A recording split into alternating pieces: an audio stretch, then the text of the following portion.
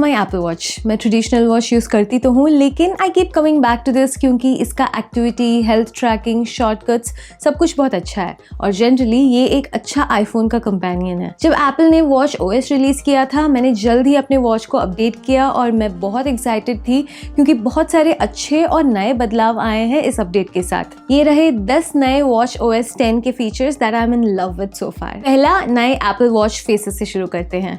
हर एक अपडेट के साथ यूजुअली एक नया वॉच फेस रिलीज होता है और इस साल भी 2 नए वॉच फेसेस रिलीज हुए हैं। पहला, विच आई पर्सनली लव, वो है पैलेट वॉच फेस। ये एक नया ग्रेडियंट टाइप वॉच फेस है और बहुत मिनिमलिस्ट है और जब वॉच डिम हो जाता है ऑलवेज ऑन डिस्प्ले में तो ये वॉच फेस और भी अच्छा दिखता है। आप अलग कलर्स, ग्रेडियंट्स, कॉम्प्लिकेशंस चूज कर सकते हैं और आप अपने कस्टमाइज्ड कलर भी पिक कर सकते हैं वॉच फेस के लिए। अगला नया वॉच फेस है स्नूपी वॉच फेस। ये एक मजेदार और इंटरैक्टिव वॉच फेस है जहां स्नूपी और उसके साइड किक वुडस्टॉक आपके स्क्रीन पर कुछ इंटरैक्टिव करते हैं जब भी आप वॉच को देखते हैं या वॉच फेस को ओपन करते हैं। समय के अनुसार और मौसम के अनुसार स्नूपी आपके वॉच फेस में आएगा और वॉच के हाथों के साथ कुछ इंटरैक्टिव करेगा। वॉच ओएस 10 के साथ वॉच फेस को चेंज करने का तरीका भी बदल गया है। पहले आप बस वॉच को लेफ्ट या राइट स्वाइप करके वॉच फेस चेंज कर सकते थे, लेकिन अब वॉच फेस पर लॉन्ग प्रेस करके बदल सकते हैं। मुझे पहला वाला तरीका ज्यादा पसंद था, लेकिन आई नो कैसे वॉच फेस एक्सीडेंटली स्वाइप करके चेंज हो सकता है। दूसरा, अब वॉच ओएस में विजेट्स हैं। वैसे इट्स नॉट एक्चुअल विजेट्स, इसको स्मार्ट स्टैक्स कहते हैं। ये एक विजेट के जैसा लिस्ट ऑफ एप्स है जो समय और जगह के आधार पर एप्पल को रिलेवेंट लगता है। ये सिरी वॉच के लिए बना है, लेकिन इसे आप कस्टमाइज भी कर सकते हैं। आप स्मार्ट स्टैक को डिजिटल क्राउन को स्क्रॉल करके ओपन कर सकते हैं या वॉच फेस को नीचे से ऊपर की ओर स्वाइप करके ओपन कर सकते हैं और फिर आपको कई सारे विजेट्स मिलेंगे जो आपको लगता है रिलेवेंट है, जैसे वेदर, कैलेंडर, एक्टिविटी और न्यूज़।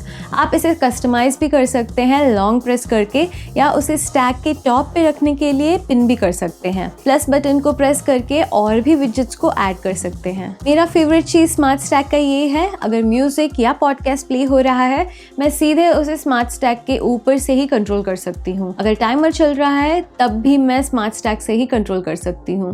मैंने कई सारी ऐप्स को ऐड किया है इस लिस्ट में जो मैं ज़्यादा यूज़ करती हूँ और उसे पिन भी किया है। ओके, तो अब स्मार्ट स्टैक को नीचे से ऊपर स्वाइप करके ओपन कर सकते हैं, लेकिन पहले कंट्रोल सेंटर को नीचे से ऊपर की ओर स्वाइप करने से ओपन होता था ना, तो अब कंट्रोल सेंटर कहाँ गया? अब कंट्रोल सेंटर को ओपन करने के लिए आपको साइड बटन को डबल प्रेस करना होगा। कंट्रोल सेंटर को डिसमिस करने के लिए भी साइड बटन को प्रेस करना होगा, स्वाइप अप करने से नहीं होगा। टू बी ऑनेस्ट, मैंने मसल मेमोरी बना लिया था स्वाइप अप करके फोकस मोड सेलेक्ट करके स्वाइप डाउन करने के लिए, तो मुझे थोड़ा समय लगा इसे अनलर्न करके साइड बटन को यूज करने के लिए, लेकिन जब आदत हो गया है तो I wouldn't want to go back. पहले बहुत बार गलती से स्वाइप अप हो जाता था और सेटिंग्स भी चेंज हो जाता था गलती से प्रेस करके, जैसे स्लीप मोड ऑन करना, एयरप्लेन मोड या वाईफाई को ऑफ करना। अब ये एक्सीडेंटल स्वाइप्स नहीं होते हैं और मुझे ये साइड बटन वाला ऑप्शन ज़्यादा पसंद आ रहा है। वेट, अगर स्वाइप अप स्मार्ट स्टैक्स को ओपन करता है और साइड बटन कंट्रोल सेंटर को, तो रीसेंट ऐप्स को कैसे ओपन करते हैं? क्योंकि साइड बटन रीसेंट ऐप्स के लिए था। एक और साइड इफेक्ट चीज़ों को यहाँ वहाँ करने का, अब आपको डिजिटल क्राउन को डबल प्रेस करना होगा रीसेंट ऐप्स को खोलने के लिए। ये अच्छा आइडिया तो नहीं था एप्पल का चीज़ों को यहाँ वहाँ करने का, but something to be aware of on the new OS. 5वां बदलाव और शायद सबसे बड़ा बदलाव, एप्पल ने अपने सारे ऐप्स को रीडिज़ाइन किया है। सारे एप्पल वॉच के ऐप्स का एक स्टैंडर्ड लुक था, मोस्टली ब्लैक और एम्प्टी बैकग्राउंड्स कार्ड्स लेआउट के साथ। अब ये सारे ऐप्स आईफोन्स की ऐप जैसे ही लग रहा है। एप्पल के वेदर ऐप पहले काफ़ी प्लेन दिखता था और अब ऐसा दिखता है। ऐप पूरे स्क्रीन में फैला हुआ है और बहुत सारे इन्फॉर्मेशंस भी ऐड हुए हैं। टैप या स्वाइप करने से और भी डिटेल्ड इन्फॉर्मेशन मिलेगा। एक और एग्जाम्पल है होम ऐप का और ये रहा नया रीडिज़ाइंड होम ऐप। अब ये ज़्यादा यूनिफॉर्म लग रहा है, app fill screen edge to edge. मेरा एक और फेवरेट है एक्टिविटी ऐप। हर एक रिंग को अपना स्क्रीन मिलेगा और वो पूरे स्क्रीन में फैला होगा। स्वाइप करके आप सारे रिंग्स को देख सकते हैं। एनिमेशंस भी अब रीडिजाइंड है और अब काफी मॉडर्न और स्लीक लग रहा है। टाइमर ऐप में भी अब 2 से ज्यादा टाइमर सेट कर सकते हैं। स्लीप ऐप अब आपको रिच इन्फॉर्मेशन देगा स्लीप स्टेटस के साथ नए और मॉडर्न लुक में। Heart rate app, world clock app, news app, सब कुछ अब अलग दिख रहा है। Feels like a fresh coat of paint और ये मेरा सबसे फेवरेट फीचर होगा। अगला बदलाव जो मुझे लगता है कि it's for the good, app page कैसे दिखता है और कैसे इंटरेक्ट करता है। पहले ऐप ड्रॉयर एक ग्रिड व्यू में क्लस्टर ऑफ ऐप्स थे। स्क्रॉल व्हील जूम इन और जूम आउट करेगा, which honestly didn't make any sense, और ऐप को ढूंढना पजल को सॉल्व करने के जैसे लगता था। लेकिन अब ग्रिड व्यू रीडिज़ाइन हुआ है और आप जूम इन और जूम आउट करने की ज़रूरत नहीं पड़ेगी। ग्रिड में ऐप्स फिक्स साइज़ के हैं और स्क्रॉल व्हील को सिर्फ ऊपर नीचे करके ही इस्तेमाल कर सकते हैं। क्लीन और इंट्यूटिव इंटरफेस लग रहा है मेरे हिसाब से। आप इसे लिस्ट व्यू में भी बदल सकते हैं अगर आपको अच्छा लगता है तो, लेकिन ग्रिड व्यू अब ज़्यादा यूज़र फ्रेंडली लग रहा है। सातवां बदलाव जो मुझे बहुत अच्छा लग रहा है वो है मैप इम्प्रूवमेंट्स। वॉच में मैप कभी वॉच फ्रेंडली नहीं था। छोटा स्क्रीन, नेविगेशन इंस्ट्रक्शन आईफोन की तरह क्लियर नहीं है और ऑफर करने के लिए ज़्यादा कुछ नहीं है। तो एप्पल ट्रेल्स और हाइकिंग फ्रेंडली ऐप्स ला रहे हैं मैप्स में, वॉच के मैप्स को और यूजर फ्रेंडली बनाने के लिए। वॉशिंगटन स्टेट में हज़ारों ट्रेल्स हैं, तो ये मेरे लिए एक यूजफुल फीचर होने वाला है। मैप्स अब टॉपोग्राफिक इन्फॉर्मेशन जैसे माउंटेन्स, वैलीज, लेक्स, ट्रेल्स और एलिवेशन का इन्फॉर्मेशन देगा। सिर्फ यही नहीं, हाइकिंग के समय आपको नोटिफाई करेगा कि अगर आपने एक पर्टिकुलर एलिवेशन पास किया है या नहीं। मैप्स ट्रेल्स दिखेंगे बहुत सारे इन्फॉर्मेशन के साथ, जैसे डिफिकल्टी लेवल, टाइम टेकन और एलिवेशन गेन। कॉम्पस में आपको 3D व्यू और वे पॉइंट्स भी मिलेगा, और अच्छी बात तो ये है ऑफलाइन मैप्स अब वॉच में भी अवेलेबल होगा। ये सारे फीचर्स हाइकर्स के लिए काफ़ी यूजफुल होने वाला है। अगला, ऑप्टिमाइज चार्जिंग लिमिट। ये एक नया फीचर है जहां आपका वॉच उतना ही चार्ज करेगा जितना दिन के अंत तक आपको पूरा करने के लिए आवश्यकता होगी।